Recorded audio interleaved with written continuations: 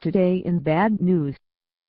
I am, without a doubt, not a child abuser, Adrian Peterson says in statement about disciplining son.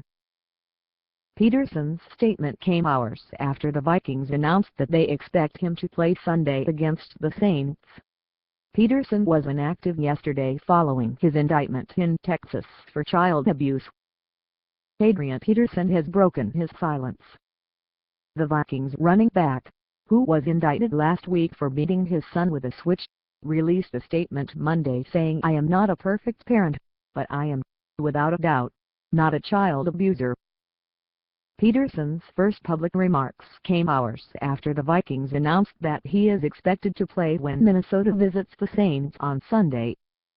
"I never imagined being in a position where the world is judging my parenting skills or calling me a child abuser because of the discipline I administered to my son," Peterson wrote in a statement. "I have to live with the fact that when I disciplined my son the way I was disciplined as a child, I caused an injury that I never intended or thought would happen," he said.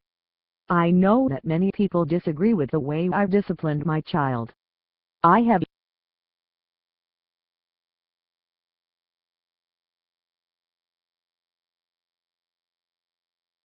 have to live with the fact that when I disciplined my son the way I was disciplined as a child, I caused an injury that I never intended or thought would happen," he said.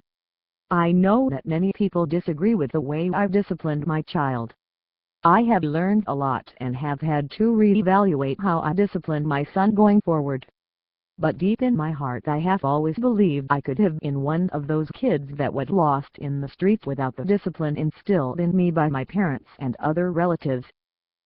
I am not a perfect son. I am not a perfect husband.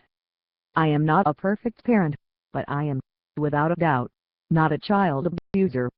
I am someone that disciplined his child and did not intend to cause him any injury. No one can understand the hurt that I feel for my son and for the harm I caused him. My goal is always to teach my son right from wrong, and that's what I tried to do that day." The team announced on Monday that Peterson would fully participate in team practices and is expected to return to game action on September 21. Peterson was deactivated for yesterday's 30-7 loss to the Patriots after he was charged in Texas with injury to a child, a felony. Today's decision was made after significant thought, discussion and consideration, Vikings owners Zirky Wolf and Mark Wolf said in a statement.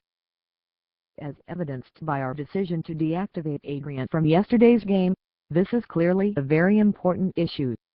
On Friday, we felt it was in the best interests of the organization to step back, evaluate the situation, and not rush to judgment given the seriousness of this matter. At that time, we made the decision that we felt was best for the Vikings and all parties involved. To be clear, we take very seriously any matter that involves the welfare of a child. At this time, however, we believe this is a matter of due process and we should allow the legal system to proceed so we can come to the most effective conclusions and then determine the appropriate course of action. This is a difficult path to navigate, and our focus is on doing the right thing. Currently we believe we are at a juncture where the most appropriate next step is to allow the judicial process to move forward. We will continue to monitor the situation closely and support Adrian's fulfillment of his legal responsibilities throughout this process." Peterson told Copes that he grabbed a switch, a thin tree branch, and struck his 4-year-old son at least 10 times in May. Peterson is scheduled to make his first court appearance Wednesday in Texas on a child abuse charge. Peterson was indicted on charges of reckless or negligent injury to a child last week and is expected to enter a plea on Wednesday. If found guilty, Peterson faces 2 years in prison and a $10,000 fine. The NFL has reportedly reached out to prosecutors in Texas requesting all of the information related to the Peterson case. TMZ.com reported that a Montgomery County District Attorney's Office has given the NFL documents that have been made public.